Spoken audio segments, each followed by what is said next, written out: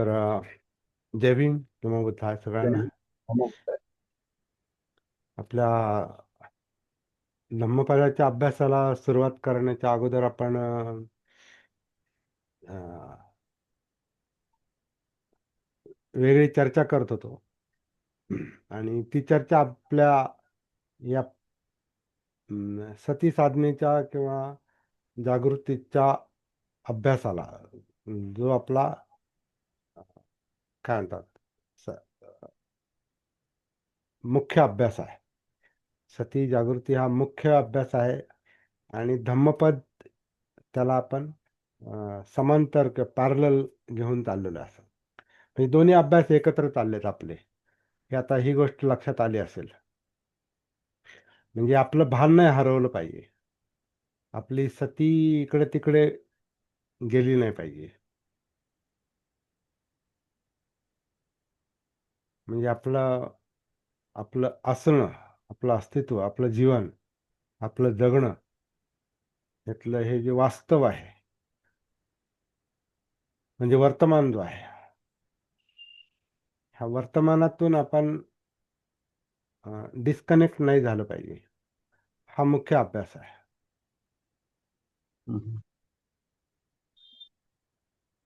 आणि वर्तमान म्हणजे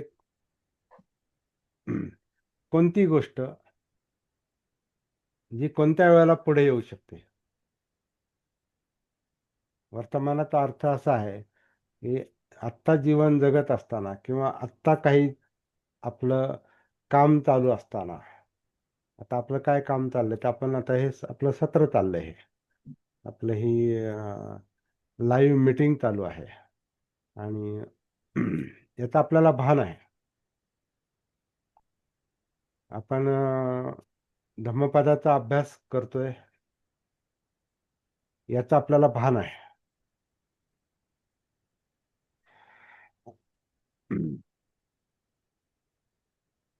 परंतु अ, परिस्थिती वेगवेगळी आहे. प्रत्येकाची परिस्थिती वेगवेगळी आहे.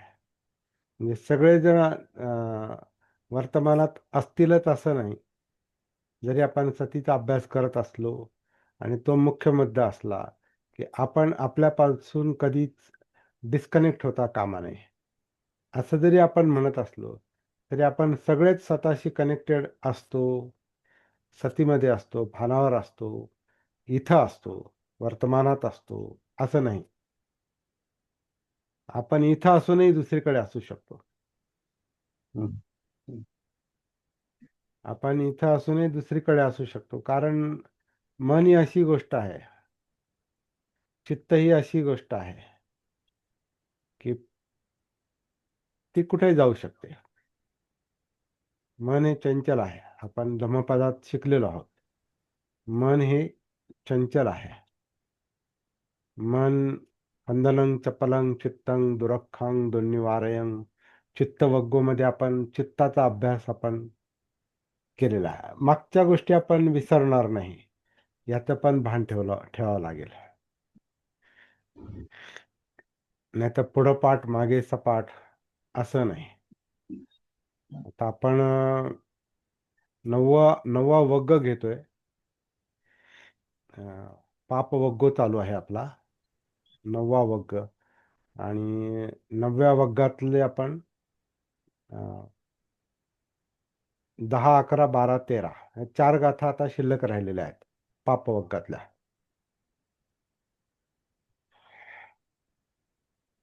त्याच्याकडे आज आपण वळण्याच्या अगोदर आपण आता दुसरी चर्चा अशी करतोय की आपण इथं असलं पाहिजे, आपण वर्तमानात असलं पाहिजे.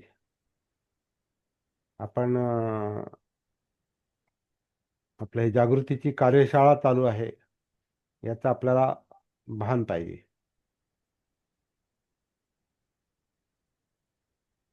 आपण स्वतःशी कनेक्टेड असू, स्वतःशी जोडलेले असू, म्हणजे आपलं मन, आपलं चित्त, आपलं आपल्या जाणीवा, आपली काया, शरीर ज्या अवस्थेत असेल वर्तमानात आत्ता, शारीरिक दृष्ट्या आपण आता मी इथं बसलेलो आहे, तुम्ही तुम्ही काय करता, कसे आहात शारीरिक दृष्ट्या, म्हणजे बसलेले आहात की कामात आहात, काम करता करता सत्रात आहात, प्रवासात आहात, काही दुसरी गडबड चालू आहे का, आणि तरी सत्रामध्ये आहात, कामावर जायची तयारी चालू आहे का, तरी सत्रामध्ये आहात, काही स्वयंपाकाचं काम चाललंय समजा काही महिलांचं, आणि त्या सत्रामध्ये आहेत. जसे असाल तसे प्रत्येक जण. आता आपण इथे 13 जण आहोत आता. आणखीन कोणी येतील तर आपण हा मुद्दा थोडा रिपीट पण करू. वर्तमानात येण्याचा अर्थ हा आहे की सध्या आपण कोणत्या अवस्थेत आहोत, शारीरिक दृष्ट्या आणि मानसिक दृष्ट्या. शारीरिक दृष्ट्या म्हणजे आपण आता सध्या काय करतोय, समजा मी बोलतोय, माझं शरीर बोलतंय, मी बोलतोय याचं मला भान असलं पाहिजे, तर माझी सती टिकून आहे असा त्याचा अर्थ आहे. मी बसून बोलतोय, हालचाली होत आहेत, त्याचबरोबर मला हा कॉम्प्युटर पण ऑपरेट करावा लागतो. सगळ्यांची नावं माझ्या समोर आहेत. चेहरे जरी नसले तरी सगळ्यांची नावं समोर आहेत. याचं मला भान पाहिजे. म्हणजे माझं लक्ष पाहिजे आणि भान पाहिजे. ध्यान आणि भान दोन्ही पाहिजे.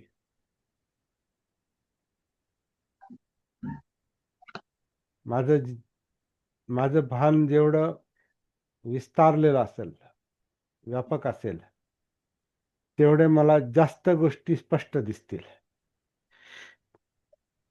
आणि माझं भान जर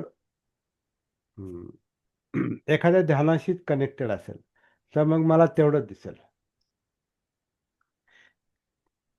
आता आपण ध्यान आणि भान याची पण आता एक तुलनात्मक चर्चा पण करतोय आता. आणि मला वाटतं ही गोष्ट पहिल्यांदाच आली आपल्या आता बोलण्यामध्ये. 14 लोक आपण आहोत आता, एक वाढले मीनाक्षी वाघ. तर 14 लोक आहोत. 14 लोक 14 परिस्थितीमध्ये आहेत. 14 लोक 14 मानसिकतेचे आहेत. 14 लोकांचे 14 किंवा त्याच्या पटीत प्रश्न असू शकतात. 14 लोकांच्या मनोवस्था त्यांच्या त्यांच्या परिस्थितीनुसार आहेत. मी माझं भान ठेवू शकतो, तुम्ही तुमचं ठेवणं शक्य आहे. तुमचं भान मी ठेवणं शक्य नाही संपूर्णपणे. 100% नाही ठेवू शकत. आता 100% अशा अर्थानं म्हणतो की आपण 14 लोक इथं आहोत. तर आता काही लोकांबद्दल मला माहिती आहे.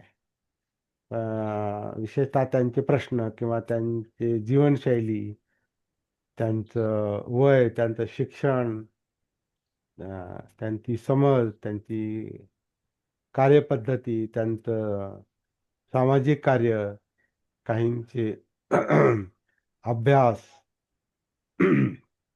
ज्यांना मी ज्यांच्याबरोबर बोलणं झालेलं आहे आणि ज्यांचा थोडाफार परिचय आहे, त्यांच्याबद्दल मला थोडंफार माहिती आहे. सगळं माहिती असणं शक्य नाही, पण जेवढं मला माहिती आहे तेवढ्याचं मला भान असणं गरजेचं आहे.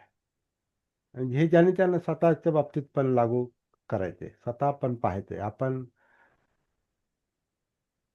जेव्हा मैत्री, मित्रता वगैरे ह्या गोष्टी म्हणतो किंवा लोकांसाठी काम करायचे, आपल्याला सामाजिक कार्य करायचे आणि मैत्री पाहिजे, करुणा पाहिजे, असं आपण जेव्हा म्हणतो तेव्हा त्याचा अर्थ एकच होतो की आपल्याला सगळ्यांचं भान पाहिजे.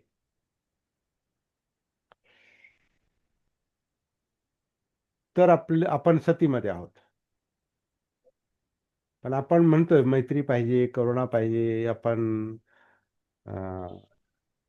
एकमेकांना मदत केली पाहिजे, आपला समाज पुढे गेला पाहिजे, किंवा मला राष्ट्रीय काम करायचे, किंवा मला बाबासाहेबांचं काम करायचे, मला बौद्ध धर्माचं काम करायचं म्हणतो आपण. परंतु तसं होण्यासाठी आपल्याला ह्या सगळ्या गोष्टींचं भान आहे का? माझ्या सकट आधी मला माझं भान पाहिजे, आणि मग ज्याच्याविषयी मी बोलतो त्याचं भान आपल्याला पूर्णपणे आहे का?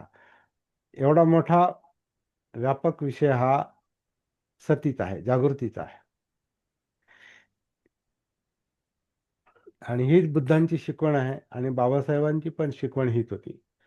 बाबासाहेब पण त्यांचं कार्य करताना त्यांना समाजाचं भान असायचं, स्वतःचं पण भान असायचं. म्हणून त्यांचा जो एक संदेश आहे की माझ्या समाजाची दुःख ही मला माझ्या अनुभवातून समजलेली आहेत. याचा अर्थ स्वतःच्या अनुभवांचं भान आहे, स्वतःच्या जगण्याचं भान आहे, स्वतःच्या त्रासाचं भान आहे, स्वतःच्या विद्वत्तेचं भान आहे, स्वतःच्या जबाबदारीचं भान आहे. आपल्याला काय करायचं हे त्यांना स्पष्ट कळत होतं. ते भान नसतं तर मित्रांसाठी काम करणं कठीण कठीण असतं मग. पण ते तसं नाही. एक तर समाजाचे दुखणं, समाजाचा त्रास, समाजाच्या यातना, ते म्हणतात मला माझ्या अनुभवातून समजलेलं आहे आणि माझ्या समाजाला मी ओळखतो असं पण ते म्हणायचे. म्हणून ते म्हणायचे हा समाज असा असा आहे, हा समाज प्रामाणिक आहे, हा समाज त्यातल्या उणिवा पण त्यांनी सांगितलेल्या आहेत. त्यांची जीवनशैली पण त्यांना पूर्ण माहिती होती, त्यांची विचारसरणी त्यांना पूर्ण माहिती होती. म्हणून त्यांचं जे समाजाबाबतचं जे काही विश्लेषण असायचं, म्हणजे स्वतःच्या समाजाच्या बाबतीतच नाही, एकूण एकूण समाजाच्या बाबतीत पण. समाजशास्त्राचा नुसतं त्यांनी अभ्यास केला एवढंच नाही, समाजाचं भान येणं ही व्यक्तिगत साधना होती, जणू काय त्यांची व्यक्तिगत प्रॅक्टिस होती. समाजशास्त्रामध्ये समाजशास्त्रातले पंडित पुष्कळ आहेत, परंतु सगळ्यांना समाजाचं भान असतं असं नाही. राज्यशास्त्रातले पंडित पुष्कळ आहेत, परंतु सगळ्यांनाच राज्यशास्त्राचं भान असतं असं नाही. राष्ट्रीय कार्य करणारे भरपूर आहेत, जागतिक कार्य करणारे पण भरपूर आहेत, जगामध्ये नाव असलेले लोक, पण सगळ्यांना जगाचं भान असतंच असं नाही. धार्मिक कार्य करणारे पुष्कळ आहेत, पण धम्माचं भान असतंच असं नाही. तर हा जो मुद्दा आहे हा आपण वर्तमानात येण्याचा मुद्दा आहे की मी अगोदर मी कसा आहे हे आपल्याला लक्षात घ्यावं लागतं. त्याचं नाव सती आहे, जागृती आहे, भान. कोणता जो शब्द आपल्याला आवडेल तो मान्य करा.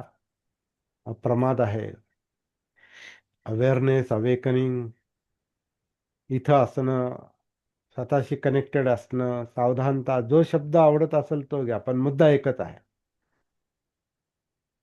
आपल्या जगण्याचं आपल्याला भान पाहिजे.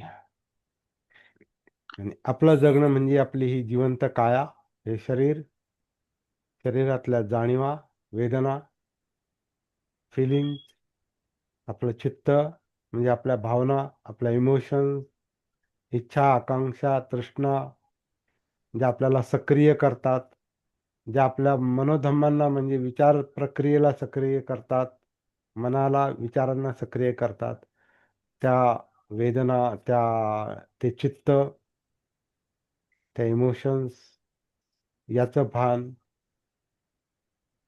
आपलं पाहणं, ऐकणं, गंध, चव, स्पर्श, पंचेंद्रिय, याचं भान म्हणजे एकूण अस्तित्वाचं भान, एकूण जगण्याचं भान. एवढा मोठा हा सतीचा विषय आहे. आणि मग ही इंद्रिय ज्या जगाच्या संपर्कात आहेत, काय पाहतात, काय ऐकतात, काय गंध, चव, स्पर्श, त्याचा मनावर होणारा परिणाम, निर्माण होणारे विचार, विचारांमुळे निर्माण होणाऱ्या अं, भावना, इच्छा, आकांक्षा, लोभ, द्वेष किंवा सुख, दुःख, आनंद, चिंता, अस्थिरता, अस्वस्थता, मैत्री, करुणा, सगळं जे काही मनामध्ये येतं ते समजलं पाहिजे, ते कळालं पाहिजे. आणि ते कळणं सती जागृतीनं शक्य आहे. असा एवढा मोठा हा विषय आहे. आणि आपण या विषयाकडं याच्यासाठी आलो की धम्मपदाचा अभ्यास करताना आपण हे सगळ्याचं भान ठेवून अभ्यास करणार. आपण फक्त शब्दांचा अभ्यास करत नाही, आपण फक्त गाथांचा अभ्यास करत नाही, एखाद्या ग्रंथाचा अभ्यास करत नाही, की आपण नुसता बुद्ध शिकवणीचा अभ्यास करत नाही, आपण नुसतं बाबासाहेब आणि त्यांच्या शिकवणीचा अभ्यास करत नाही, त्याचा आपल्याशी काय संबंध आहे हे आपण पाहतोय. म्हणजे आपलं भान, याचा समाजाशी काय संबंध आहे, म्हणजे समाजाचं भान, याचा ओव्हरऑल जगाशी, देशाशी काय संबंध आहे, म्हणजे राष्ट्रीय भान, राष्ट्रीय समाजाचं भान, जागतिक भान, विश्वाचं भान, सगळं सगळं त्या याच्यामध्ये येतं, सतीमध्ये येतं असं वाटतं. म्हणजे सती हा विषय आता दिवसेंदिवस व्यापक होत जाणार आहे आपल्यासाठी, सगळ्यांसाठी. कारण आता आपण मुख्य काम तेच करतोय, भानावर येण्याचं. जेव्हा आपण भानावर येतो तेव्हा त्याचा काय परिणाम होतो हे आपण रोजच पाहतोय थोडं थोडं. आपल्या मनोवस्थेत काय बदल होतो हे आपण दररोजच पाहतो, आपण सगळेच पाहतो. म्हणजे आपलं सत्र संपल्यानंतर आपली जी एक मनोवस्था परिणाम म्हणून निर्माण होते, मनावर परिणाम जो होतो, ती जी मनोवस्था निर्माण होते, की आपण अंतर्मुख होतो. आता सुद्धा आपण थोडेफार अंतर्मुख झालो. हे अंतर्मुख का होतो आपण? जेव्हा जितकं आपण स्वतःच्या संपर्कात येतो तितके आपण अंतर्मुख होतो. कारण अंतर्मुख होण्याचा अर्थच तो आहे, आपण स्वतःच्या संपर्कात आलो. भान शब्द म्हटला, सती शब्द म्हटला, सावधानता शब्द म्हटला, अवेअरनेस, अवेकनिंग, अप्पमात कोणताही शब्द म्हटला की आपण स्वतःशी कनेक्ट होतो. आनापानसती म्हटलं की आपण स्वतःशी कनेक्ट होतो. ही काय आहे, शरीर श्वास घेतं सोडतं नैसर्गिकपणे, हे असं म्हणण्याचं कारण काय? आपण स्वतःशी कनेक्ट होतो. कनेक्ट होण्यासाठी आपण, भानावर येण्यासाठी आपण श्वासाचा आधार घेतो. कारण हा श्वास ह्या कायेमध्ये आहे आणि आपल्याला कायेचं भान पाहिजे. आणि नुसत्या कायेचंच भान नाही पाहिजे, कायेतल्या जिवंतपणाचं भान पाहिजे. म्हणजे वेदनांचं भान पाहिजे, जाणीवांचं भान पाहिजे, फिलिंगचं भान पाहिजे, चित्ताचं भान पाहिजे, विचारांचं भान पाहिजे. हे सगळं येण्यासाठी आपण कनेक्ट होतो. तर हा हे पहिलं काम आहे, मुख्य काम हे आहे. आपण आधी भानावर आलं पाहिजे, सतीमध्ये आलं पाहिजे. आणि हे हे का काम करावं लागतं? कारण नैसर्गिकरित्याच आपण भानावर नसतो. चित्ताचं, मनाचं लक्षणच ते आहे, का त्यानं झोपेतच जन्म घेतला आहे. शरीरानं, मनानं, चित्तानं झोपेत जन्म घेतला आहे. म्हणजे आपल्याला माहीत होण्याच्या अगोदरच आपण जन्माला आलोय. आणि जन्माला आल्यानंतर पण आपण स्वतःला माहीत नाही, म्हणजे स्वतःचं भान नाही, स्वतःचा परिचय नाही. म्हणून आपले विचार काय चालतात आत्ता या क्षणी, इतक्या वर्षानंतर. आता मी माझा विचार करतो, 72 वर्षानंतर ते 71 पूर्ण होतील. 71 पूर्ण होत आलं तरी अजून पूर्ण जीवन दिसत नाही, विचार जाणवत नाहीत, आपले संस्कार जाणवत नाहीत, आपल्या भावना जाणवत नाहीत, चित्त जाणवत नाही, इच्छा आकांक्षा कुठे कुठे पळवतात, तृष्णा कुठे कुठे पळवतात, काय करतो काय बोलतो हे जर पूर्ण कळत नसेल तर ती मनाची, चित्ताची अवस्थाच अशी आहे का ते जास्तीत जास्त भानावर नाही. आणि म्हणून बेभान आहे. म्हणजे बेभान म्हणजे खूपच अतिसक्रिय. आणि जेवढा आपण भानावर येण्याचा प्रयत्न करतो तेव्हा तेवढं तेवढं ते भानावर नसलेलं चित्त, मन हे भानावर येतं. आणि हेच पहिलं काम आहे, हेच मुख्य काम आहे.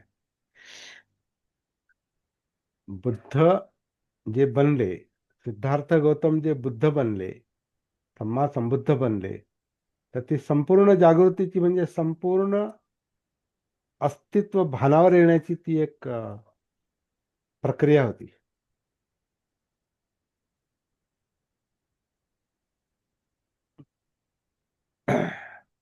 आणि ती त्यांना साधली, त्यांना ते लक्षात आलेलं आहे. की नाही याच्याशिवाय प्रश्न नाही सुटणार. तुम्ही जीवन जगण्याची जी दोन टोकं आहेत, खा प्या मजा करा, ऐश करा, मौज करा आणि एन्जॉय करा लाईफ. हे दुःख बिख्ख सुख आणि दुःख याचा विचार करत बसण्यापेक्षा जे समोर येईल ते करा. हे एक जीवन जगण्याची पद्धत ती त्यांनी अनुभवली होती, कारण राजपुत्र होते आणि सर्व काही उपलब्ध होतं. दुसरं जे टोक होतं ते त्यांचं ध्यान साधना आणि आत्मक्लेशाचं टोक, तेही त्यांनी सोडून दिलं. सगळ्या प्रकारच्या ध्यान साधना करून त्यांनी सोडून दिलेल्या आहेत त्या. आणि आत्मक्लेश, टोकाचा आत्मक्लेश करून स्वतःला त्रास देण्याचं, आत्मक्लेशाचं काम त्यांचं इतकं टोकाला गेलं होतं की मृत्यू जवळ येऊन ठेपला होता. आणि मग ते भानावर येत आहेत. जेव्हा त्यांना ते सुजाताचं अन्न मिळतं तिथं चक्कर येऊन पडल्यानंतर, तर ते अन्न दिले, अन्न घेतल्यानंतर जेव्हा शरीरामध्ये ऊर्जा आली, कारण अन्नावर शरीर जगतं. सब्बे सत्ता आहारा तिठ्ठिका, सगळे प्राणी मात्र हे आहारावर जगतात. आहार आहे म्हणून जगणं चालू आहे, म्हणून आपण खातो पितो. तर जेव्हा त्यांना ते जेवण मिळालं, सुजाताचं अन्न मिळालं, त्या अन्नामुळे त्यांच्यात ऊर्जा आली. ऊर्जा आल्यानंतर म्हणजे बेशुद्ध अवस्थेतून ते शुद्धीवर आल्यानंतर, कारण अनकॉन्शियस झाले, चक्कर येऊन पडले म्हणजे बेशुद्ध झाले. बेशुद्धीतून शुद्धीवर आल्यानंतर, अन्न घेतल्यानंतर जेव्हा त्यांना ऊर्जा मिळाली, तेव्हा मग त्यांनी त्यांच्या पूर्वानुभवाचं त्यांना भान आलं की काय करतोय मी.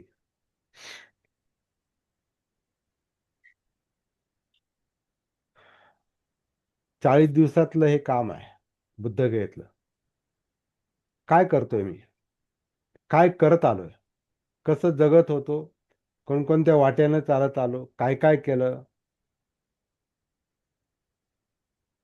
जीवनाचा उद्देश साध्य झाला का, प्रश्न सुटला का, म्हणजे दुःखमुक्ती मिळाली का, प्रश्न सुटला का जीवनाचा. नाही, कारण मी भानावर, संपूर्णपणे भानावर नव्हतो.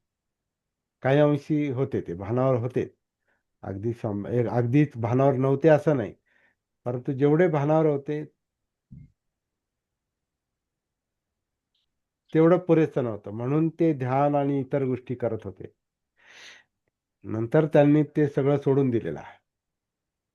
आणि मग त्यांच्या जेव्हा लक्षात आलं की आपलं अजून चित्त मन अस्तित्व हे यातच पूर्ण भान नाही, तर मग प्रश्न सुटणार कसा जीवनाचा. आणि मग त्यांनी त्यांचा तो वेगळाच मार्ग आहे, तो सतीचा जागृतीचा मार्ग आहे असं वाटतं, अपमादाचा मार्ग आहे. आणि मग त्या 30-40 दिवसात त्यांना ते सगळाच उलगडा झाला. पहिले काही काही दिवस हा जागृतीला पूर्णत्व देण्यामध्ये त्यांचा काही वेळ गेला असेल, 40 दिवसातला. ज्याची सुरुवात त्यांची खरं म्हणजे लहानपणी झालेली होती, हे आपण पाहिलेलं आहे.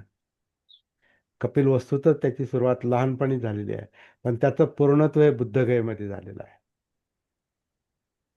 वय 35 वर्ष. आणि मग तिथं सम्यक संबुद्धत्वाची अवस्था आल्यानंतर मग त्यांना जो प्रकाश पडला, बोधीचा जेव्हा प्रकाश पडला, तिथं त्यांना कळालं की जीवन हे असं असं आहे. जीवन हे संस्कारांनी बनलेलं, हे जीवन दुःखमय आहे. संस्कारांनी बनलेलं हे जीवन प्रवाहित आहे, अनित्य आहे. आणि हे सगळं चाललेलं जे जीवनातल्या उलाढाली आहेत, मनातल्या उलाढाली आहेत, चित्तातल्या उलाढाली आहेत, कायेतल्या उलाढाली आहेत, हे धम्म जे आहेत, हे धम्म म्हणजे आपण निर्माण करत नाहीत. सब्बे धम्मा अनत्ता. ह्या गोष्टी त्यांच्या बुद्धगयेमध्ये लक्षात आल्यानंतर, आणि आणि आणि अनेक गोष्टी आल्या. आपल्याला सगळं नेमकं काय काय घडलं असेल आपण सगळं सांगू शकत नाही, पण सर्वसाधारणपणे, कारण माणूस जेव्हा भानावर येतो तेव्हा जीवनातल्या ह्याच गोष्टी कळतात की जीवन कसं आहे, आपण कसे जगलो, आपण काय काय केलं, आपली पूर्वपीठिका काय, आपले पूर्वसंस्कार काय, आपण कसे आहोत, कसे होतो, आपले आईवडील कसे होते, आपले वाडवडील कसे होते, आपली परंपरा काय, आपण आपल्या परिस्थितीचा जर विचार केला तर जसे बाबासाहेबांच्या डोक्यामध्ये विषय असले, आपण आपण कुठे कोणत्या जातीत जन्माला आलो, हाही मुद्दा महत्वाचा आहे. कारण त्या जातीनं आपल्यावर ते संस्कार केलेले आहेत. त्या परिस्थितीनं आपल्याला त्या जातीच्या परिस्थितीनं विशेषतः ज्या महार समाजात आपला जन्म झाला, त्या महारवाड्यात, त्या परिस्थितीत, विशेषतः त्या ग्रामीण परिस्थितीत किंवा आपण तेव्हा सगळे शहरवासीय नव्हतो. आपल्या 2-3 पिढ्या आधी यांना शहरं माहिती नव्हती पूर्ण. शहर काय भानगड आहे ही फार कमी लोकांना माहिती. क्वचित जायला मिळायचं गावातून. गेले तरी फार लांब जाऊ शकत नव्हते ते. अ, जेव्हा हे साधनं निर्माण झाली तेव्हा ते जमायला लागलं. तर मग तोही आपल्याला एक विचार करावा लागतो, की असे वाडवडील आपले जगले, त्याच्यातून आपण ह्या परिस्थितीत आलो. बाबासाहेबांचा उदय, त्यांनी केलेलं कार्य, त्यांनी दाखवलेला बुद्ध धम्माचा मार्ग, ह्या सगळ्या गोष्टींचा आपल्यावर जो परिणाम झाला याचंही भान पाहिजे. म्हणजे आपले संस्कार आपल्याला कळाले पाहिजे. संस्कार कळाले तर मग संस्कारांची ही जी लक्षणं आहेत, यातना, दुःख, डिस्टर्बन्स, विचलन, चांगलं वाईट सगळंच, या सगळ्या गोष्टी ह्या सतीच्या गोष्टी आहेत. हे सगळं बुद्धांना जेव्हा त्यांच्या बाबतीत समजलं, तेव्हा मग त्यांना जे मनोधम्म समजले, चित्तधम्म समजले, मग कार्यकारण भाव समजला. मग हे दुःख आहे, हे दुःखाचं कारण आहे, हे निवारण आहे, हा मार्ग आहे, हे सगळ्या गोष्टी त्यांना जेव्हा समजल्या, तेव्हा तेव्हा त्याचा परिणाम म्हणून, त्याचा बोध झाल्यामुळे त्याचा परिणाम हा दुःखमुक्तीमध्ये झाला. वय वर्ष 35. आणि हेच काम जे त्यांना सापडलं ते त्यांनी 80व्या वर्षापर्यंत केलं. तर हे सगळं जे जीवन समजण्याच्या गोष्टी ज्या आहेत, हे सगळं सतीचा विषय आहे. आपण असाही विचार करत होतो. आता आपण थोडंसं ग्राउंडला येऊ आपण. इथे येऊ आता. पुन्हा आपल्या जागेवर येऊ. सगळं पाहून झाल्यानंतर आपण अ, असा विचार करत होतो, की आपल्यालाही आता वर्तमान परिस्थितीचं भान पाहिजे. आणि त्याच्या आधी आपण अशी चर्चा करत होतो आणि विशेषतः थोडा तब्येतीचा विचार करून.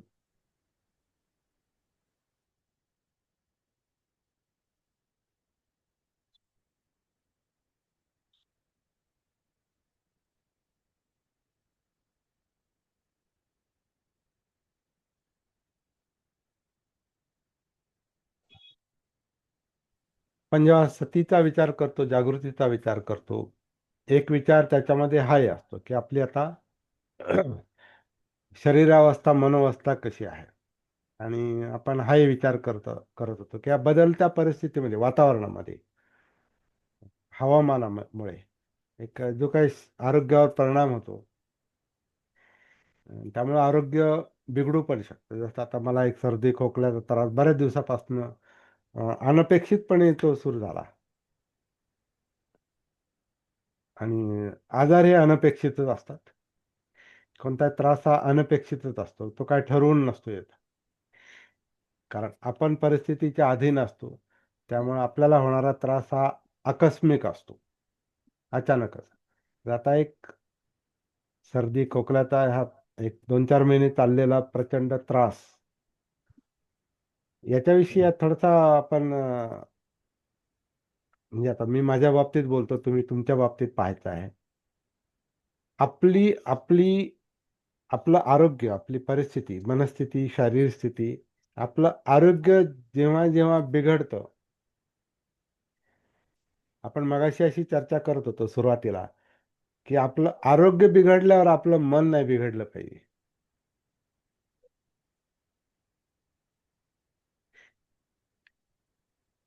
कारण आरोग्य हे बिघडणारीच गोष्ट आहे.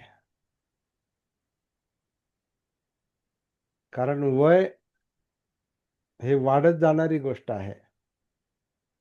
शरीराची क्षमता कमी कमी होत जाणारी गोष्ट आहे, वास्तव आहे ते. प्रतिकारशक्ती दिवसेंदिवस कमी होणार आहे, होणारच आहे.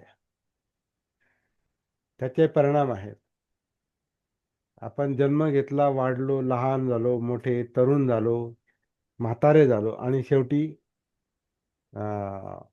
वय वाढत वाढत आरोग्य बिघडत बिघडत शरीराची क्षमता कमी होत होत होत काही नाही झालं तरी आपल्याला नैसर्गिक मृत्यू हा येणारच आहे. हे आपल्या जीवनाचं लक्षण आहे. पण या प्रत्येक परिस्थितीबरोबर आपलं मन जर बिघडत गेलं, मन त्याच्यामुळे विचलित झालं, तर तोच खरा प्रॉब्लेम आहे आपला जीवनाचा. कारण ते घडल्याशिवाय राहणार नाही. यातना दुःख हे कोणत्या ना कोणत्या निमित्तानं आल्याशिवाय राहणार नाही. हे जर आपल्या सतीला, जागृत मनाला, चित्ताला समजलं, तर मग ते विचलित होत नाही. मग आपलं आरोग्य हा आपला वीक पॉइंट बनत नाही. म्हणजे काही लोक आजारी असतात, कधी कधी थोडे आजारी असले तरी ते लगेच मनाने खचून जातात, कारण मन आजारी पडतंय. बुद्धांनी त्यांच्या धम्मामध्ये बाबासाहेबांनी ही गोष्ट फार चांगल्या पद्धतीने लक्षात आणून दिलेली आहे. मन हेच मुख्य आहे. आणि त्यांचं स्वतःचं जीवन पण त्याचं उदाहरण आहे. इतक्या प्रचंड यातना होता, इतका प्रचंड त्रास होता, इतकी प्रतिकूल परिस्थिती होती, जीवघेणी परिस्थिती होती. शेवटी शेवटी तर खूपच खूपच म्हणजे एखाद्याला खूप निराशा आली असती. जवळचे कार्यकर्ते लांब गेले. त्यांचा जो संकल्प होता बुद्ध धम्म अंगीकारण्याचा आणि तो पुढे नेण्याचा, भारत बौद्धमय करण्याचा, किंवा आणखीन खूप काही त्यांना करायचं होतं, तर त्यांच्या कार्यकर्त्यांकडून पण त्यांना तो सपोर्ट मिळाला नाही, ती साथ मिळाली नाही. आणि त्यांची शरीर स्थिती पण त्यांची खूपच गलित गात्र होती. खूप त्रास होते त्यांना. गुडघेदुखीचा त्रास, डोळे क्षीण होत चालले होते. आणखीन त्यांना शुगर वगैरे बाकीचे काही जे काही त्रास होते. किती प्रचंड काम होतं, किती प्रचंड दबाव होता त्यांच्यावर. त्यामुळे प्रकृती बिघडणारच होती, पण मनस्थिती नाही बिघडली. त्याच्याबरोबर मन त्यांचं दुर्बल नाही बनलं. हे त्यांच्या जीवनातून शिकण्यासारखी फार मोठी गोष्ट आहे आपल्यासाठी. कारण आपण जास्त जवळ आहोत. बाबासाहेबांचे जास्त जवळ असणारे सध्या तरी बाबासाहेबांचेच लोक आहेत. बाकीचे लोक जवळ येण्याचा नंतर प्रयत्न करतील, ती पुढची गोष्ट आहे. सध्या तरी अजून तरी बाबासाहेब हे अपरिचित आहेत बऱ्याच लोकांना. म्हणजे बाबासाहेबांच्या लोकांना पण बाबासाहेब अपरिचित आहेत आणि विरोधकांना तर आहेत. पण कळेल, त्यांचं काम कळेल. बुद्धांच्या बाबतीत आता बुद्धांनी एवढी मोठी शिकवण दिली दुःखमुक्तीची, जे पाहिजे माणसाला. एखाद्या साधं माणसाला भूक लागली आणि कोणी अन्न दिलं तर माणूस त्याचे कृतज्ञ राहतो, त्यात धन्यवाद देतो. एखाद्याने आपल्याला काही भोजन दान दिलं किंवा आर्थिक अडचण असेल तर कोणी अर्थदान दिलं तर आपण त्याचं कृतज्ञ राहतो. इथं तर जीवनदान दिलंय.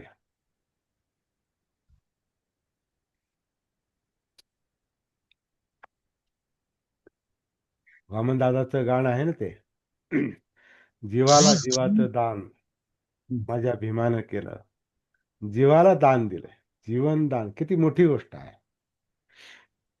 आणि बुद्धांनी जीवाला दुःखातून मुक्त करण्याचं दान दिलेलं आहे, धम्मदान. जे सर्वश्रेष्ठ दान म्हटलेलं आहे. सर्वोच्च दान. बाबासाहेबांनी जगण्याचं दान दिलं.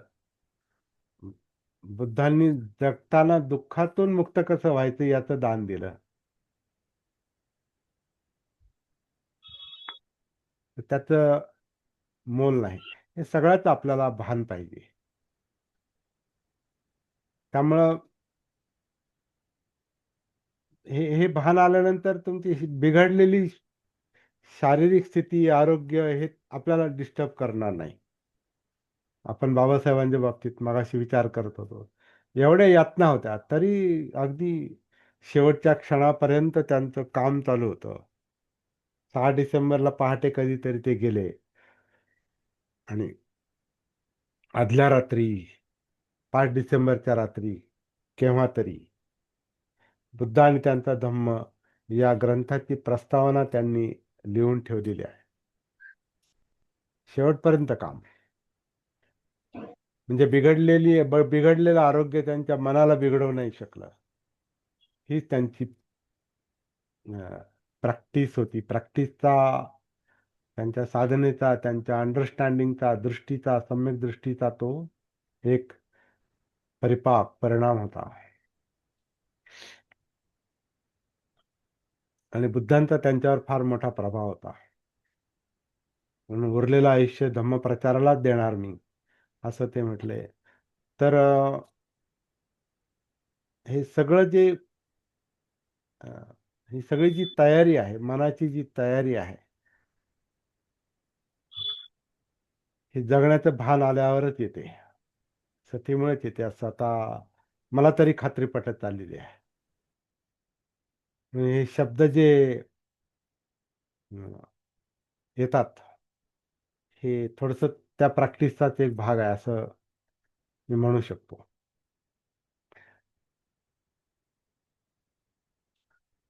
तर ज्या धम्मपदावर अभ्यास करण्यासाठी, धम्मपदाचा अभ्यास करण्यासाठी आपण रोजच एकत्र येतो. त्याकडे थोडस एकच गाथा पाहू आपण. माझ्या डोक्यात आज 2-3 गाथा घेण्याचा होता, परंतु घेऊ पण शकतो. 4 गाथा एकत्र आपण घेऊ शकतो. सतीमध्ये राहून, भानावर राहून. आणि त्याच्यावर खूप मोठं चिंतन आज आपण करणार नाही. आपल्याला गरज वाटली तर आपण उद्या पुन्हा हा विषय कंटिन्यू करू शकतो. आज आता 7:54 झाले. आजही आपल्याला शक्य झालं तर आपण बसू शकतो, म्हणजे बोलू शकतो. पाहूया.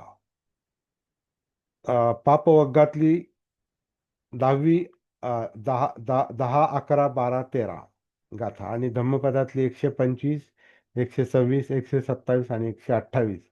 इथं पापवग्गू समाप्त होईल. हा वग्ग समाप्त होईल. एकच विषय असल्यामुळे आपण याच्यावर एकत्र विचार करायचा प्रयत्न करू.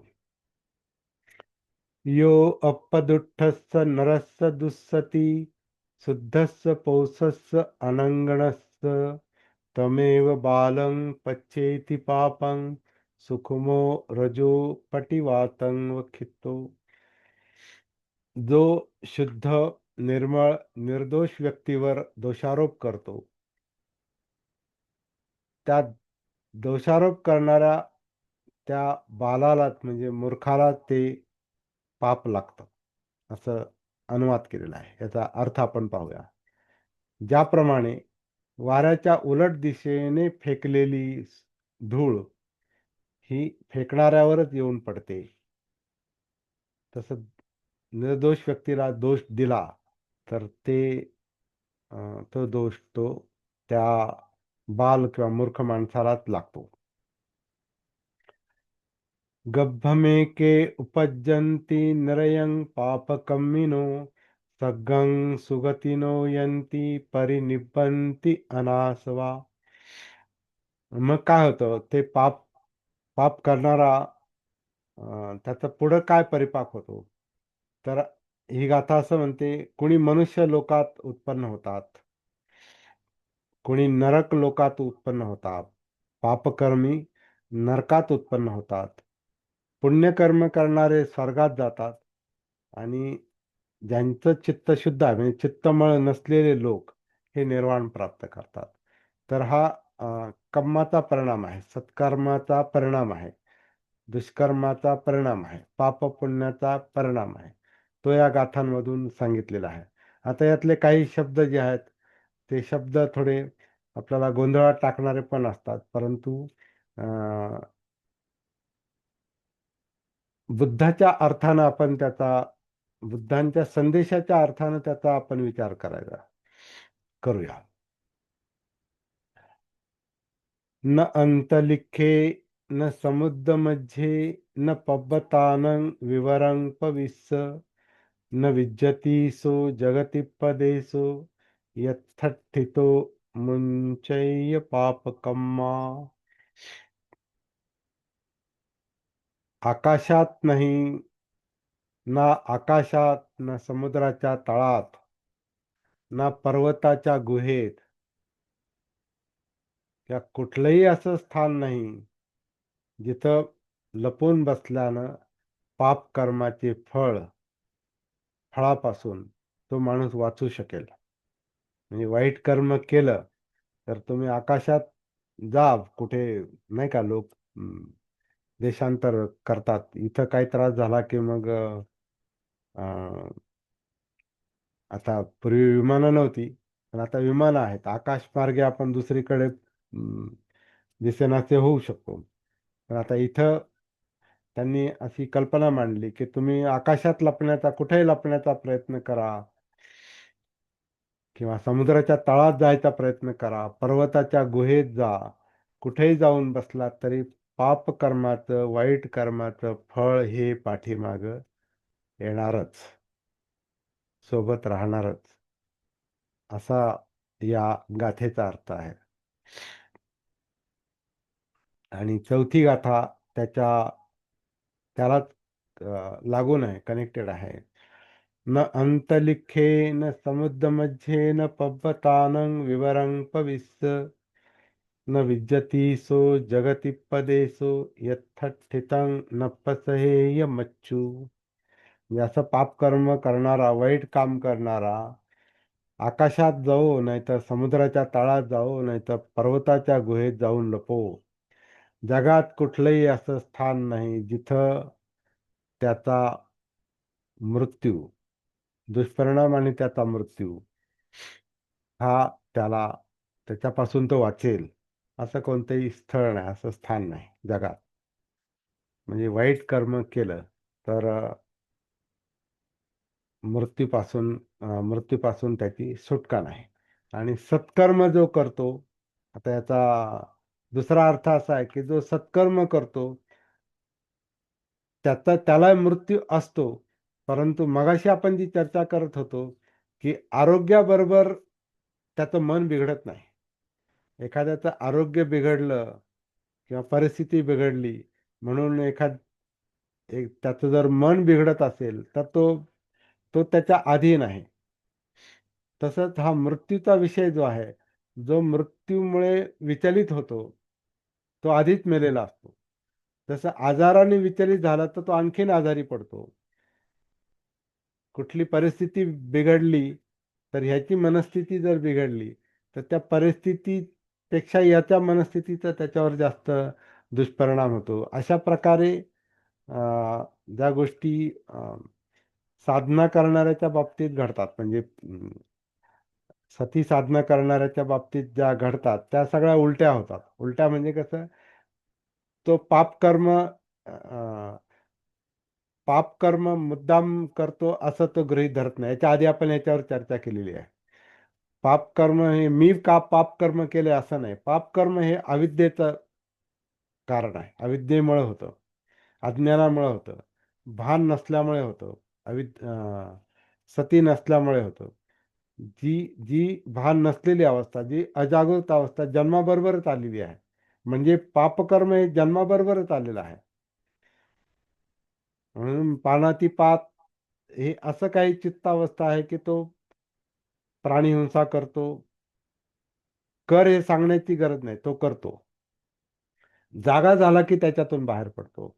चोरी करतो, त्याची चित्तावस्था तशी आहे अज्ञानातून, तर तो चोरी करणारच. पण जेव्हा त्याला जाग येते, तर तो अधीनदानापासून, चोरी करण्यापासून अलिप्त होतो. कामवासना, इंद्रिय तृष्णा या जन्माबरोबरच आलेल्या आहेत. त्याच्यामुळे ते कामे सुमिच्छाचारा तो करतो. पण जेव्हा जाग येते, तेव्हा त्याच्यातून तो हळूहळू बाहेर पडण्याचा आपोआपच प्रयत्न करतो. खोटं बोलणं, स्वार्थामुळं, लोभामुळं किंवा द्वेषामुळं, भयामुळं, जे काही कारण असेल, मुसावादा करतो. हे संस्कारानं ते त्याच्यात आलेलं असतंय. पण त्याला जर जाग आली, तो जर भानावर आला, तर त्या मुसावादातून तो हळूहळू बाहेर पडतो. एखादा नंतर मद्यपानाच्या आहारी गेलेला असेल, भानावर नसल्यामुळे, सती नसल्यामुळे, न समजल्यामुळे, ताणतणाव कसे कमी करायचे हे न समजल्यामुळे जर एखादा मद्यपानात अडकला आणि त्याच्यात जास्तीत जास्त गुंतत गेला आणि सगळं हाताबाहेर गेलं, तरी सुद्धा ज्या क्षणी त्याला जाग येते, ज्या क्षणी तो भानावर येतो, त्याचं मद्यपान करण्याचं प्रमाण हळूहळू कमी होतं. म्हणून तो सुरा मेरय मज्ज अमाद ठाणा याच्यातून वेरमणी करायचं काम करतो. अलिप्त होण्याचं काम नॅचरली होतं, आपोआप होतं. कशामुळे? भानावर आल्यामुळं. त्याच्यामुळं पाप कर्म कुणी मुद्दाम करत नाही, याच्यावर पण आपण मागे चर्चा केलेली आहे. असंच पाप कर्म, एक वाईट कर्म असं एक असतं की जो दुसऱ्यांना निर्दोष व्यक्तींना किंवा निर्मळ व्यक्तींना जो दोष देतो, परंतु दोष याच्यामुळे तो देतो की याला निर्मळता कळत नाही. याला दोषमुक्त अवस्था, एखादा निर्दोष व्यक्ती कसा असतो हे याला कळत नसल्यामुळं तो निर्दोष व्यक्तीला पण दोष देतो. परंतु ह्याचं जे हे वाईट कर्म आहे, याचं फळ यालाच भोगावं लागतं. आणि असं म्हटलेलं आहे, जसं वारं अंगावर येते आणि वाऱ्यावर जर धूळ फेकली तर ती अंगावरच येणार आहे परत. तसं निर्दोष व्यक्तीला, चांगल्या व्यक्तीला जर दोष दिला, तर तो दोष परत आपल्यालाच लागतो. कारण ते सत्य नसतं. ते सत्य नसतं आणि त्या असत्याचा, म्हणजे त्या वाईट कर्माचा, पाप कर्माचा परिणाम हा त्याच्याच मनावर होतो. म्हणजे धूळ जशी त्याच्याच डोळ्यात जाते, फेकलेली धूळ त्याच्याच डोळ्यात जाते, तसं केलेलं पापकर्म हे त्यालाच सतावतं, असं ही पहिली गाथा म्हणते. मग तो काय काय करू शकतो? तो कुठेही लपू शकत नाही. तो कुठेही लपू शकत नाही. आणि त्याचं चित्त, ते मलिन चित्त वेगवेगळ्या वेगवेगळ्या ठिकाणी ते, कारण चित्त जन्म घेते हे आपल्याला अभ्यासातून नंतर लक्षात येतं की चित्तामुळेच, म्हणजे तृष्णेमुळेच जन्म आहे. दुःखाचं कारण जन्म आणि जन्माचं कारण तृष्णा.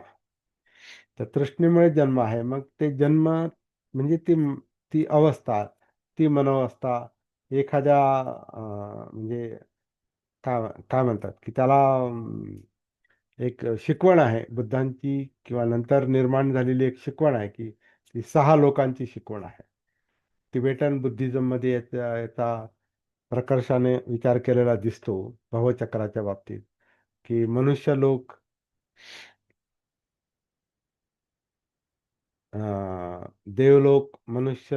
देवलोक, असुरलोक, मनुष्यलोक, प्राणीलोक, प्रेतलोक, नरकलोक, अं, अशा प्रकारचे ज्या काही 6 मनोवस्था आहेत, देवलोक, असुरलोक, मनुष्यलोक, प्रेतलोक, नरकलोक आणि प्राणीलोक, हे जे 6 मनोवस्था आहेत, ह्या 6 अवस्थेमध्ये, ह्या मनोवस्था आहेत खरं म्हणजे. आणि त्या अवस्थेमध्ये त्या दुःखाचं प्रमाण कमी अधिक आहे. देवलोकात सुद्धा दुःख आहे असं म्हटलंय, म्हणजे देव पण दुःखी आहेत. पण ते देव म्हणजे ज्याला आपण देव समजतो ते देव नाही. देव ही एक मनोअवस्था मानली गेलेली आहे.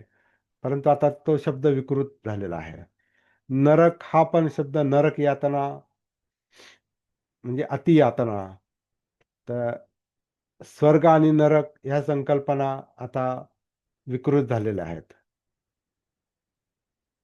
प्राणी लोक, तर प्राणी जीवन जे असतं, जे मनुष्य जीवन नाही, मनुष्य हा पण प्राणी आहे, परंतु इतर प्राणी जे आहेत त्यांचं दुःखाचं जे काही प्रमाण आहे ते त्यांच्या त्यांच्या त्या अवस्थेनुसार असतं. असं असं त्याचं ते एक वर्णन केलेलं आहे. त्याच्यावर आपण वेगळा अभ्यास करू शकतो. पण ह्या 6 लोकांचा आधार घेऊन ही गाथा ते सांगते. काही मनुष्य लोकात उत्पन्न होतात, काही नरक लोकात पापकर्मी नरकात जातात, परंतु जे चांगलं काम करतात ते स्वर्गात जातात. परंतु स्वर्ग म्हणजे नरक स्वर्ग हा जो आपल्यातून बाहेर असलेला विषय आहे, तसा बुद्धांचा म्हणण्याचा अर्थ नसला पाहिजे. तो वेगळा आहे. ती एक मनोवस्था आहे.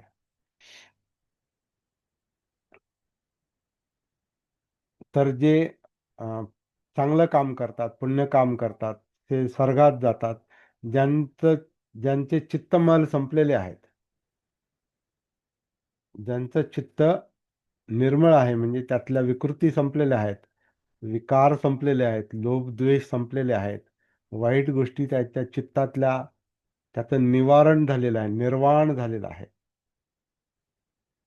ते निर्वाण आहे, त्याला निर्वाण म्हणतात. चित्त विमुक्ती, त्याला निर्वाण. म्हणजे जे पुण्यकर्म करतात त्यांना निर्वाण प्राप्त होतं, अशी ही 11वी गाथा सांगते. आणि पुन्हा असं म्हटलेलं आहे, जो वाईट कर्म करतो तो कुठेही लपू शकत नाही. आकाशात नाही, समुद्राच्या तळात नाही, पर्वताच्या गुहेत नाही, कुठेही तो लपून बसला तरी त्याला त्याच्या याचं फळ भोगावं लागतं, जोपर्यंत तो त्याच्यातून बाहेर येत नाही, भानावर येत नाही. म्हणजे वाईट कर्म करणारा भानावर आला तर तो फळापासून वाचू शकतो. परंतु तो तेच तेच करत राहिला, त्याला सती आली नाही, जागृत झाला नाही, तर तेच तेच कर्म जर तो परत करत राहिला, तर मग त्याला काय म्हणणार, तो स्वतःच्या पायावर कुऱ्हाड मारून घेतो, अशी एक जी म्हण आहे. अशा अर्थानं ही गाथा आहे. पाप कर्माचं फळ भोगल्याशिवाय तर त्याच्यातून तो वाचू शकत नाही, ते भोगावंच लागतं. आणि जो त्याच्या विरुद्ध जो पुण्यकर्म करतो, तो कुठेही गेला तरी त्याला अं, त्याच्या पुण्यकर्माचं फळ हे मिळतं.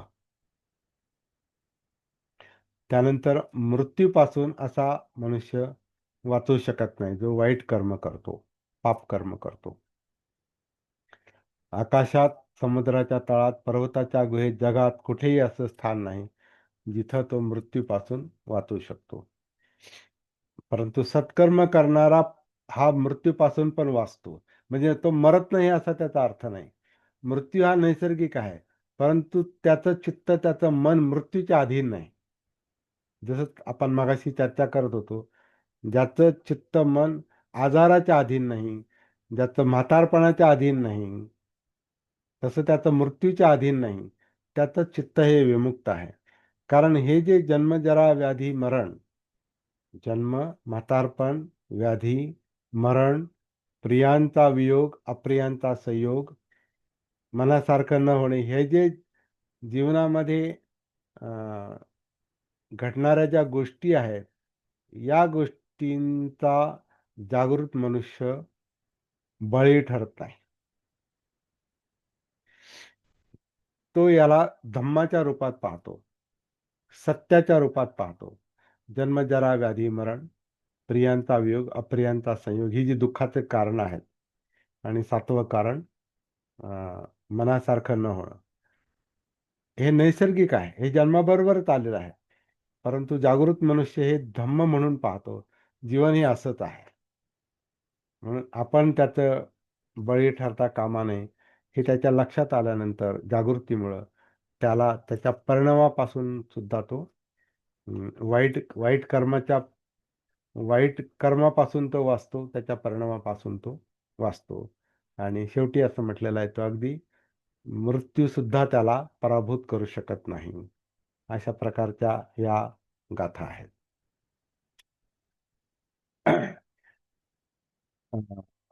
आज आपण पापवग्गू संपवलेला आहे.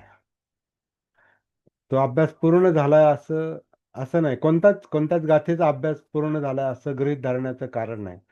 कारण आपण हे काही गाथांचं ओझरतं चिंतन करत चाललेलो आहोत. ओझरता अभ्यास करत चाललेलो आहोत. परंतु त्याच्यावर सखोल चिंतन करणं हे ज्याचं त्याचं काम आहे. चिंतन करण्यासारखी आपली मनस्थिती आपल्याला बनवावी लागेल. म्हणजे जागृतीचा अभ्यास करावा लागेल आणि मग आपल्याला यातल्या यातल्या धम्मातल्या खोलीतल्या गोष्टी कळतील. या ठिकाणी मी थांबतो. गाताबद्दल काही वाईट नाही म्हणायचं. 1 मिनिट परत वाक्य रिपीट करा तुम्ही. हा हा ध्यान आणि ध्यान ह्याच्याविषयी जे काही तुम्ही लेक्चर दिलं हो अगोदर, हो ते अतिशय मनाला भावणारं आणि हम्म, खरंच चिंतन करणार होतं. हम्म, हम्म. धन्यवाद. परत आणि दुसरे जे इन ऑल ओव्हर आपण ते मला वाटते 125 ते मला वाटते 100 म्हणजे 4 गाथा आपण आज इन ऑल ओव्हर साधारणतः त्याचा संदर्भ किंवा अर्थ थोडक्यात आपण त्याचं एक सविस्तर बघण्यापेक्षा एक कन्क्लुजन आपण सांगितलेलं आहे. हो ते पण हो योग्यच आहे. हो अर्थ आपण याच्यावर परत त्याच्यावर उद्या विचार करू शकतो. हा आता ते पण उद्या विचार कसा करू आपण? हम्म. तुमच्याकडून आलेल्या प्रश्नावर विचार करू आणि शब्दार्थ पण गरज असेल तर एक आपण पुन्हा हा उद्या शब्दार्थ पण पाहू शकतो. कारण उद्या काय होतं की आपण गाथा घेतोय हम्म, आणि असं काही वेळेला प्रश्न आमच्या मनामध्ये असतात, तसं काही हे नाही. पण त्याचं जे सगळं म्हणजे त्याची जी उत्तरं आहेत ती तुमच्याकडूनच आम्हाला मिळतात. हम्म, त्याच्यामुळे काय बोलायचं हम्म, हा एक प्रश्न येतो. पण आता जे हा जो मला आजचं जे सेशन याच्यामध्ये एक वाटलं की हे 3-4 गाथा ज्या आपण एकाच वेळेस म्हणजे कन्क्लुजन या अर्थाने म्हणतो. त्या कनेक्टेड अर्थ कनेक्टेड होत्या म्हणून हा घेतल्या बरं का त्या. कनेक्टेड आहे. हा पण चिंतन हा जो विषय आहे हा खूप मोठा आहे हम्म, हम्म. आणि याला खूप वेळ लागतोय. हो हो कमीत कमी आता आता हे एवढं जरी आम्ही अभ्यासाला घेतलं ना किंवा त्याच्यावर चिंतन केलं ना तर आम्हाला हे वेळ कमी पडेल. म्हणजे उद्यापर्यंत ते वेळ कमी पडेल. चालेल. हा हे पुढे थोडक्यात पण म्हणजे चालू हे पुढे पण चालू राहील. हे कसं आहे, हं. मागच्या गाथा संपल्या म्हणजे विषय संपला असं त्याचा अर्थ नाही. म्हणून आणि आता व्यावहारिक जीवनामध्ये काय आहे की आता बघा हम्म, म्हणजे सकाळपासून तर संध्याकाळपर्यंत काही विषय असे असते की टाळता येत नाही. हम्म, कोणी आलं गेलं असते, घरातली कामं असतील, हम्म, अजून काही असं एक कौटुंबिक काही प्रश्न असतील, ते आपल्याला सॉल्व्ह करावं लागतं. हम्म. म्हणजे याच्यामध्येच जास्तीत जास्त वेळ आहे. मला असं म्हणायचं आहे की 70% आपला जो वेळ आहे तो असाच अज्ञानामध्ये जातो. हो हो हो आणि मग ते 30% जे म्हणतोय ते काही खरं नसतं. सांगायचं की जास्तीत जास्त आम्ही अज्ञानामध्ये जगतोय. हम्म, आणि हे सतीच्या म्हणजे याच्यामध्ये जर आपण सती अधिकाधिक चा विस्तार केला, जास्त म्हणजे क्षमता वाढवून व्यक्त केला तर ते मला वाटतं जास्त सोयीचं होईल, हो. आपल्या फायद्यात होईल. हा बोला बोला बोला. काही वर्षापूर्वी हा मला वाचनाची आवड होती, आजही आहे. तर यशवंत मनोरांचं एक पुस्तक आहे, हा डॉक्टर आंबेडकरांनी विपश्यना नाकारली. ते हम्म, ते पुस्तक मनात इतकं बिंबलं होतं की मी त्रिलत बौद्ध महासंघामध्ये काही ठिकाणी काही वेळ मी जात होतो आणि त्या ठिकाणी सांगायचे आनापानसती ध्यान करा, हे 1 2 3 4 20 पर्यंत म्हणा, 20 पासून 1 पर्यंत म्हणा. पण ते त्यांनी काय जरी सांगितलं तर ते पुस्तक डोक्यातून जात नव्हतं, विचार डोक्यातून जात नव्हते. हम्म. पण सुरंगम नावाचे एक धम्मचारी होते, तुमच्या मानेमध्ये तुमच्या परिचयाचे होते ते सुरंगम. हो हो हा, तर त्यांनी आमच्या इथं नागरच्या बाजूला एक गाव आहे छोटंसं घोरपडी म्हणून, त्या ठिकाणी त्यांनी लेक्चर दिलं आणि सांगितलं की विपश्यना आपल्यासाठी कशी महत्वाची आहे. ज्यावेळी त्यांनी उदाहरणासहित पटवून दिलं की बाबासाहेबांनी विपश्यना करतच होते, पण आता सध्या प्रस्थापित ज्या व्यवस्था आहेत विपश्यनेच्या, हो. त्या विपश्यना आणि बाबासाहेबांची विपश्यना ह्याच्यामध्ये कितीतरी बदल आहे. पण बाबासाहेब हे ध्यान करत होते, विपश्यना करत होते, ज्यावेळी त्यांनी पटवून दिलं त्यावेळी ते पुस्तक माझ्या डोक्यातून निघूनच गेलं. आणि त्यामुळं आज मी तुमच्या बरोबर आहे. आणि तुमच्यामुळं प्रगल्भता इतकी येते की बाबा खरंच आपण ध्यान केलं पाहिजे.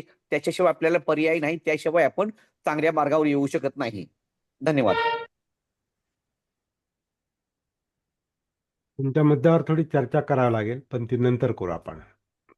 आत्ता नाही. चालेल चालेल, काय अडचण नाही. कारण ओके. हे रेकॉर्ड झालंय, म्हणून मला तुम्हाला त्याच्यावर थोडंसं प्रतिक्रिया द्यावी लागेल. विशेषतः विपස්සना किंवा बाबासाहेबांची विपස්සना किंवा जे काय आहे, हा वेगळा अभ्यासाचा विषय आहे. करू आपण ते त्याच्यावर पुस्तक नंतर माझ्या डोक्यात बरेच दिवस बसलं होतं. नंतर चर्चा करू ते आपण. पण तेवढं सेशन आणि हम्म. आजचं सेशन छान झालं. हा आणि ह्या जसं अकुशल कर्म केल्यानंतर कुठेही मनुष्य राहिला तरी त्याला एक प्रकारची भीती असते, असमाधान असतं की आपल्या हातून अकुशल कर्म झालेले आहे. हम्म. तसंच कुशल कर्म जर झाले तर तो कुठेही असला तरी तो प्रसन्न समाधानी राहतो. बरोबर. मला वाटतं अशी ही गाथा असावी हम्म. धम्मपदामध्ये. हो हो. तसं खूप जशा पहिल्या 2 गाथा ते याच अर्थाच्या आहेत. हो. पहिल्या आणि मनोपंगमा धम्मा जे आहे ना. हम्म. सुरुवातीला जे काही आपण इंट्रोडक्शन दिली हम्म. ती खूप सुंदर झाली. ध्यान आणि भान याचं रिलेशन पण समजलं हम्म. आणि योग्य मार्ग समजला. छान झालं सर सेशन. हे म्हटले आता आपल्याला चर्चा करत असताना म्हटले की प्रत्येकाच्या मनात अनेक प्रश्न पडतात, परंतु ते प्रश्न जर बाहेर नाही आले तर ते त्या मनातल्या मनात ठेवून उपयोग पण नाही. कारण बाहेर जर आले हम्म. तर त्यावर चर्चा होऊन त्यावर सोल्युशन निघतं बरोबर. आणि त्यातून आपण म्हणजे या जीवनामध्ये त्याचा फायदाच होतो. फायदा असा असतो की ते जे प्रश्न पडलेले असतात, पूर्वीचं जगणं, पूर्वीचं म्हणजे विचार करण्याची कुवत आणि आताची आपण कशा प्रकारे तिथे पाहतो आहोत, हे याच्यामध्ये फरक जाणवतो. हो हो. कारण बघा सर, बरेच लोक सर्वच जण सांगतात की मी त्या प्रकारे आता आलो, असं झालं. परंतु आजचं जे आमचं जीवन आहे आणि वास्तवमध्ये मागं काय झालं ते वेगळं, पुढे काय होईल तेही वेगळं, परंतु आजचं वास्तव जीवन हे खरंच सुंदर आहे. बरोबर बरोबर. आता त्यामध्ये तेच सतीमध्ये येणं, कारण प्रत्येक हा शब्द प्रत्येक वेळेस ऐकलेला आहे, बऱ्याच वेळेस ऐकलेला आहे. सती, जागृती, भानावर येणं किंवा जे आहे ते सत्य पाहणं.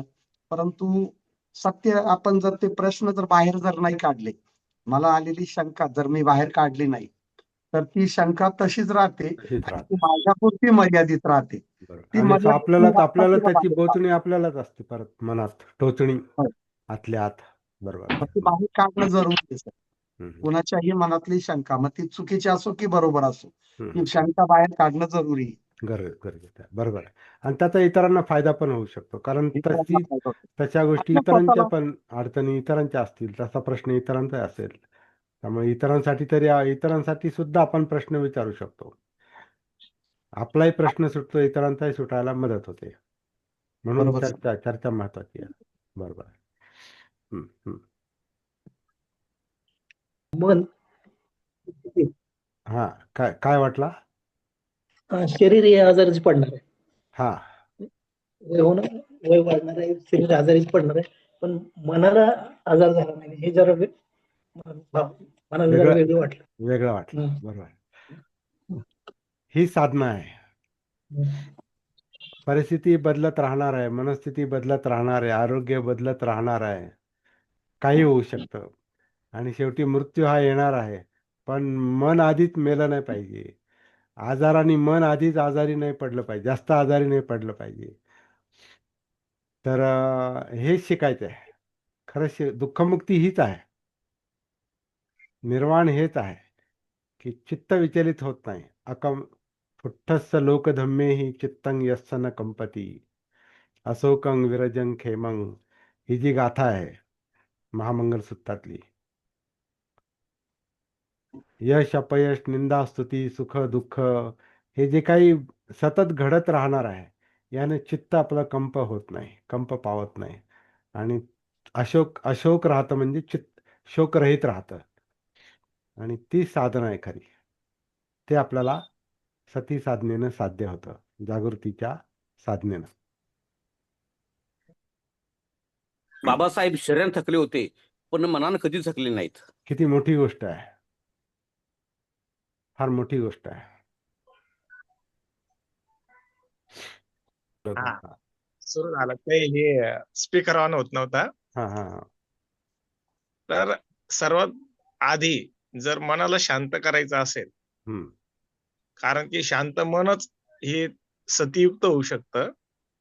सतीने मन शांत होतं. हो.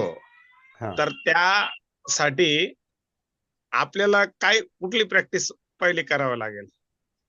हो, आता हे तुम्ही आता इथे रेग्युलर येत नाही, त्यामुळे तुम्हाला हा माहिती हा नाही सगळं. ह्याच्यावर बरंच काही बोलून झालेलं आहे. अच्छा त्याच्यावर आपण स्वतंत्र विचार करू, स्वतंत्र बर. बोलू शकतो आपण. आणि तुम्हाला माहिती येते, काही गोष्टी तुम्हाला पण माहिती आहेत, पण हा तुम्ही, हा हा आपण पर्सनल व्यक्तिगत भेटलेलो आहोत. तुम्ही अच्छा अच्छा. मनमाडमध्ये बरीच सत्र तुम्ही घेतलेली आहेत. हम्म. त्याच्यात तुमच्या कानावर आलेल्या आहेत ह्या गोष्टी. अच्छा, परंतु त्याच फॉलो करायच्या आहे. हा तेच फॉलो फॉलो करायच्यात. आणि त्याच्यावर बोलून बोलून झालेलं आहे, त्याचं रेकॉर्डिंग पण आहे. हा आणि हा हा आणि मनमाडची पण जी सत्र झाली ती सुद्धा सगळे रेकॉर्डिंग केलेलं आहे.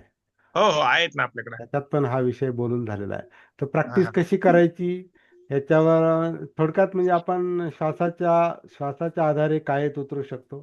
कारण हम्म. श्वास हा एकमेव मार्ग आहे जो आपल्याला हम्म. कायेमध्ये नेणार आहे.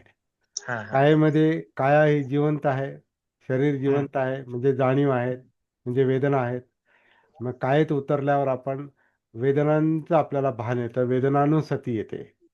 मग म्हणजे जाणीवा कळतात, म्हणजे सुखदुःख कळतं, किंवा सुखदुःख विरहित जाणीवा कळतात, न्यूट्रल जाणीवा त्या कळतात. हा हा सुखदुःखाचं कारण मग चित्त आहे हे कळतं.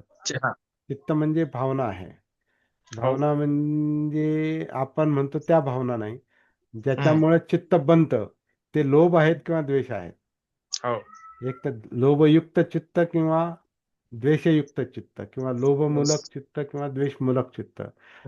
ते दुःखाचं सुखदुःखाचं कारण आहे हे कारण आपल्या लक्षात येतं. ते सतीमुळे लक्षात येतं. हा. आणि हा. आपल्याला भान नसतं, सती नसते, म्हणजे मोहावस्था असते, हम्म. अजागृत अवस्था असते, हेही आपल्याला प्रॅक्टिसनं लक्षात येतं.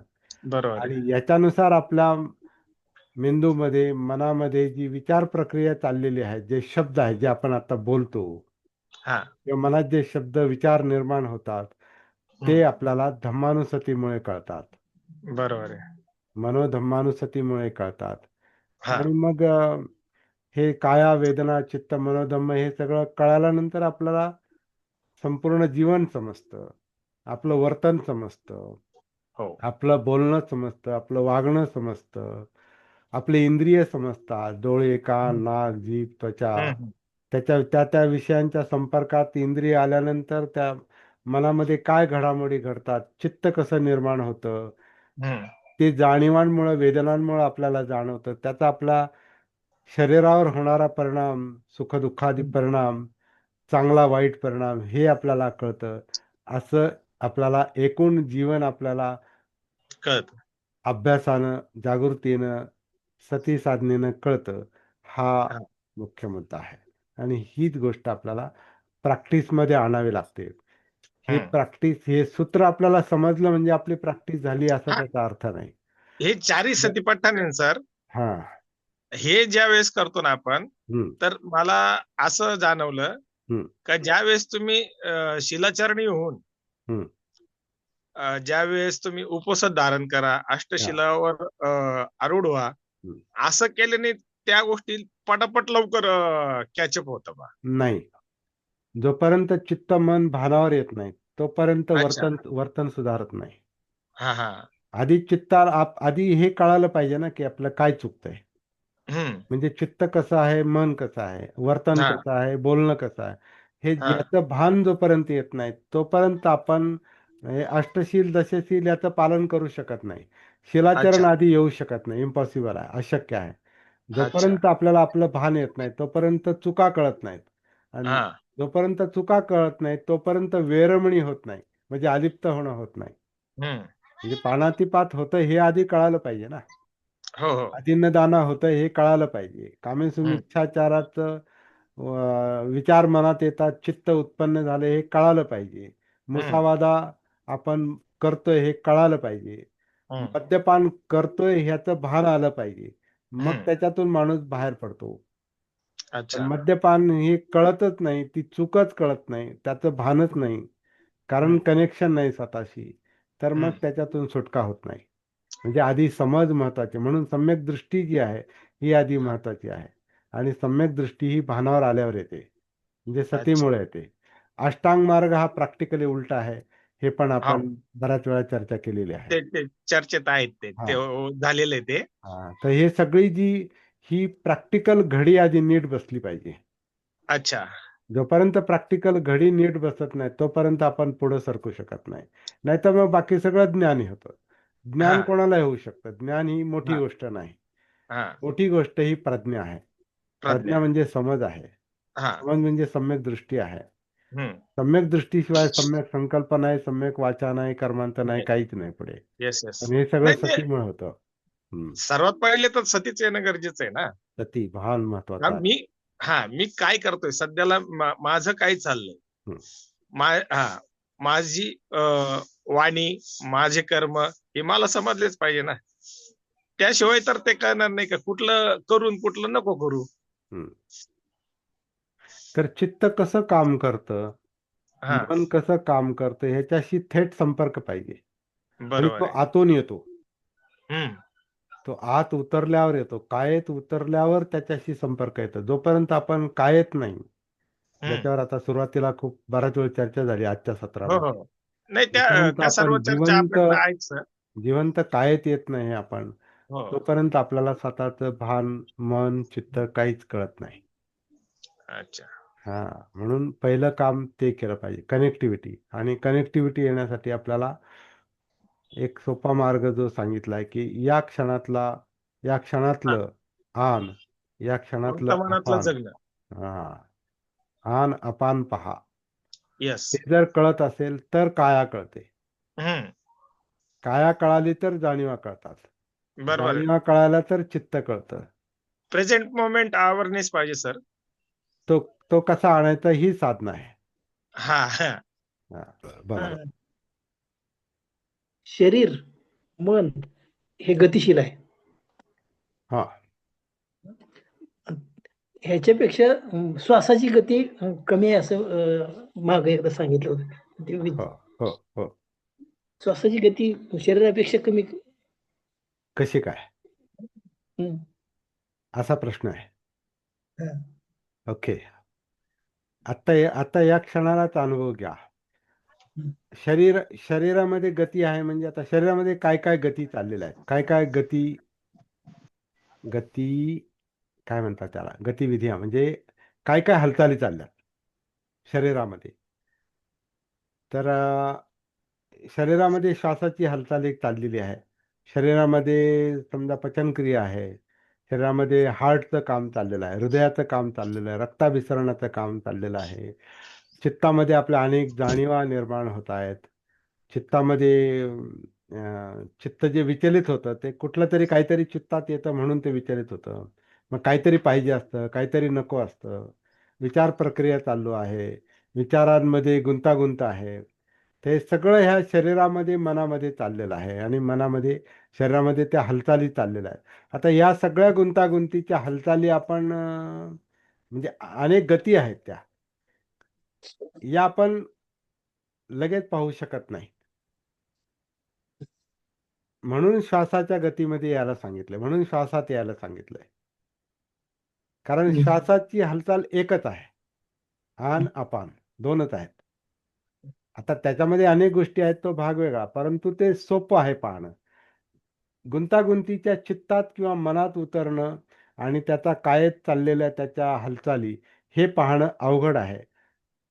आनापान हे तुलनात्मक दृष्ट्या सोपं आहे पाहणं. एकदम सोपं आहे असं नाही, परंतु त्याच्यात एकच आन गती अपान गती, त्याची सती, आन सती, अपान सती. यावेळी आता समजा मी बोलतोय तर अपानचं भान आणि बोलण्याचं भान हे माझ्यासाठी काम आहे वर्तमानातलं. जेव्हा मी बोलत नसेल तेव्हा मी आन अपान हे स्वतंत्रपणे वेगळं पाहू शकतो त्या वेळेला, जे जसं असेल तसं. आणि हे कायेत उतरून काया पाहण्यापेक्षा हे थोडंसं सोपं आहे. म्हणून कायेची गती ही श्वासाच्या गतीपेक्षा पाहणं अवघड आहे, असं त्याचा असे शब्द मी वापरलेले आहेत त्या पुस्तकामध्ये. हा, तर हे धन्यवाद. स्वतःच अनुभव घ्यायचा आहे याचा. श्वास पाहणं सोपं आहे का एकदम काया पाहणं सोपं आहे? श्वास पाहणं सर. हा, श्वास पाहणं त्यातल्या त्यात सोपं आहे. ते एकदमच सोपं आहे असं नाही, कारण धन्यवाद. श्वासाच्या संपर्कात येण्यासाठी आपल्याला मनानं साथ दिली पाहिजे. म्हणजे मन थोडं शांत झालं पाहिजे, आपलं चित्त शांत झालं पाहिजे, शांत बसलं पाहिजे, म्हणजे काया शांत पाहिजे. मग आपण आनापान शांतपणे पाहू शकतो. असं ते त्याचं स्वरूप आहे. तर जेवढी आपण प्रॅक्टिस करत राहतो तेवढं आपल्याला ते लक्षात येतं, स्वतःलाच लक्षात येतं. काही तर सांगायची पण सर, गरज नाही. श्वास समजायलाच 6 वर्षे लागली. हा, आता वर्षात मोजता येण्यासारखं आहे. माझी पण 26 वर्षे गेली आता. तर वर्षात मोजता येण्यासारखं काम सातत्यानं चालू राहिलं पाहिजे, हा मुख्य मुद्दा आहे. काम सातत्यानं चालू राहिलं पाहिजे, साधना निरंतर चालली पाहिजे, अखंडित. हा. ते श्वास शरीराचं श्वा- घड्याळ आहे. श्वा- हा, घड्याळ आहे. ते काय म्हणते? क्लॉक नेहमी चालूच असतं आणि ते माहित नाही. म्हणजे घड्याळ कसं आहे हे मला माहित नाही. घड्याळ म्हणजे ते बीट जे आहे ते एकाच प्रकारे सातत्याने चालू असतं. हो, म्हणजे श्वासाचे श्वास हा बीट तर नेहमी श्वासाचे बीट हे घड्याळासारखे नाही चालले. हा घड्याळ हे मेकॅनिकल आहे. ते घड्याळ हे असे सेकंद काटा पडतो ना, तसं हा श्वासाचं हृदयाचं काम नाही चाललं. श्वास कधी छोटा, कधी मोठा, कधी संथ, कधी गतिशील, कधी जड, कधी हलका. असं घड्याळ चाललं तर चालेल का पुढे? घड्याळ घड्याळ वेगळं. घड्याळ मेकॅनिकल आहे, ते यांत्रिक आहे, यंत्र आहे. ते शरीर यंत्र नाही, श्वास स्वतंत्र यंत्र नाही. ते श्वास हा पुन्हा आरोग्यावर पण अवलंबून आहे. म्हणजे धाप लागते माणसाला, समजा एखाद्याला दम्याचा त्रास असेल तर त्याचा श्वास वेगळा आहे. एखाद्याचं शरीर आरोग्य चांगलं आहे त्याचा श्वास वेगळा आहे. एखाद्याचं मन शांत आहे त्याचा श्वास वेगळा आहे. एखादा घाबरलेला असेल त्याचा श्वास वेगळा आहे. एखाद्याचं चित्त शांत असेल त्याचा श्वास वेगळा आहे. एखादा खूप विचारामध्ये गर्क आहे, काही शोधतोय, तर त्याप्रमाणे त्याचा श्वास चालतो. एखादा शांतपणे चालतो त्याचा श्वास वेगळा, पळतो त्याचा श्वास वेगळा, झोपलेल्याचा श्वास वेगळा, जागा असलेल्याचा श्वास वेगळा. तर श्वास हा वेगवेगळा आहे. श्वास हा जरी आन अपान एवढंच चाललेलं असलं तरी त्याचं स्वरूप जे आहे ते क्षणाक्षणाला बदलतं. त्यामुळे श्वास हा एकच नाही, पण तो जसा आहे तसा पाहणं ही आनापानसती आहे. आनापानसती हा तसा खूप मोठा व्यापक विषय पण आहे, पण तो पुढे नेण्यासाठी आहे. श्वास हा कायेत उतरण्यासाठी असं मला वाटतं. माझं माझं माझं इंटरप्रिटेशन अनुभवातून माझं म्हणणं असं आहे की श्वास हा कायेत उतरण्यासाठी आहे म्हणून आधी आनापानसती सांगितली. कायेत का उतरायचं? तर कायेतल्या जाणीवा जाणवल्या पाहिजेत. त्या का जाणवल्या पाहिजेत? कारण त्याच्यामध्ये सुख दुःख आहेत. त्यातला दुःख हा प्रॉब्लेम आहे, प्रश्न आहे. दुःख का पाहायचं? कारण दुःख ही सहन न होणारी गोष्ट आहे. त्याच्यातून बाहेर पडायचंय. म्हणून दुःखानुसती आली पाहिजे. दुःख वेदनानुसती आली पाहिजे. कारण तो प्रश्न आहे, तो प्रॉब्लेम आहे आणि तो मुख्य प्रश्न आहे.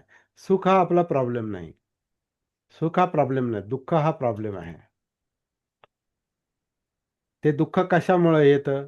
ते चित्त म्हणजे लोभ द्वेषामुळे येतं, हे आपल्याला नंतर कळतं. आणि लोभ द्वेषाचं जे विश्लेषण आहे, त्याचं जे इंटरप्रिटेशन आहे, ते आपल्या मेंदूमध्ये चालतं, विचारांमध्ये चालतं. तिथपर्यंत आपल्याला पोहोचायचं असतं. म्हणून आपल्याला श्वासामध्ये उतरायचं असतं आणि हा पुढचं पठ्ठाण करायचं असतं. सती पठ्ठाण, पुढे जाणं, हे काम आपल्याला करायचं असतं. तर हे काम क्रमाक्रमानं होतं. हे काम क्रमाक्रमानं होतं. एकदम होणार नाही. म्हणून ही साधना आहे, प्रॅक्टिस आहे. आणि गुंतागुंत पण वाटते सुरुवातीला, पण नंतर ते हळूहळू गुंता सुटत जातो तो. Hello sir. हा? हा, मला बोलायचंय. हम्म. स्वतःबद्दल 2 दिवसापूर्वी मी एक पाऊण तासाचा प्रवास होता एसीच्या बसमधून करत होते ठाण्यामध्ये. तर अचानकच मला एकदम श्वास असा येईनासा झाला. एसी गाडी मला स्वतःला असं जाणवायला लागलं की एसीत हवा नाही म्हणून तर असं व्हायला लागलं नाही. हा, खूप म्हणजे श्वास कमी भेटतोय मला. खूप हा, असं गुदमरल्यासारखं झालं. जसं बसमधले असे सीट असतात की सगळ्यांचं तोंड इकडं असतं आणि 2च सीट असे असतात की सगळ्या प्रवाशाकडे एक सीट असतं. तसं माझं तोंड सगळ्या प्रवाशाकडे होतं. मला खूप घाबरल्यासारखं झालं. मी म्हणलं आता उंच पण होतं ते सीट. म्हणलं आता पडले बिडले तरी पण असा प्रॉब्लेम, म्हणजे स्वतःच्या मनातच ते विचार करायला लागले. हम्म. आणि मग मी स्वतःचा असा मोठा श्वास घेतला. तेवढ्यात मग बस स्टॉप आल्यामुळं दरवाजा उघडला गेला आणि मोकळा तसं वाटलं. तर नाही. असाही विचार करत होते, एसी मध्ये एवढे प्रवासी आहेत, इथे तर हवाचा आहे येणं जाणं. हा. पण मग मला असं का जाणवलं माहित नाही. एक अर्ध्या मिनिटासाठी मला श्वासच भेटत नव्हता. मी असं खूप असा खिचून घेतला ओढून ताणून आणि मग दरवाजा उघडल्यानंतर मग मला बरं वाटलं. हम्म. हा, मग काही तर म्हणजे श्वासावर आपल्या गर्दीचाही परिणाम होतो, एसीचाही परिणाम होतो आणि काही आरोग्याचा पण प्रश्न, सर्दी असू शकते, काही असू शकतं. सर्दी किंवा बाहेर समजा ढग आलेले असतील तरी पण माणसाला श्वास घ्यायला त्रास होतो. म्हणजे श्वास, आपल्याला मुख्य मुद्दा काय आहे की श्वासावर कोणत्याही गोष्टीचा परिणाम होतो. म्हणून पण श्वासाचा आधार सांगितला असणार आहे. म्हणजे आनापानसती फक्त श्वास आणि श्वासातली हवा पाहण्याशी संबंधित विषय नाही. हा आरोग्याशी पण संबंधित विषय आहे. हा मनस्थितीशी पण संबंधित विषय आहे. विचारांशी पण संबंधित विषय आहे. परिस्थितीशी पण संबंधित विषय आहे. जसं आता AC मध्ये बसलोय आपण किंवा ढगाळ हवामान आहे, तर श्वासामुळे अनेक गोष्टी कळतात. आणि श्वासामुळे मुख्य गोष्ट जी कळते ते आपल्याला आपल्या जीवनाचं भान येतं, जगण्याचं भान येतं. तो पण आनापानसतीशी संबंधित मुद्दा आहे. तर अभ्यासाने ह्या गोष्टी कळतात, प्रॅक्टिस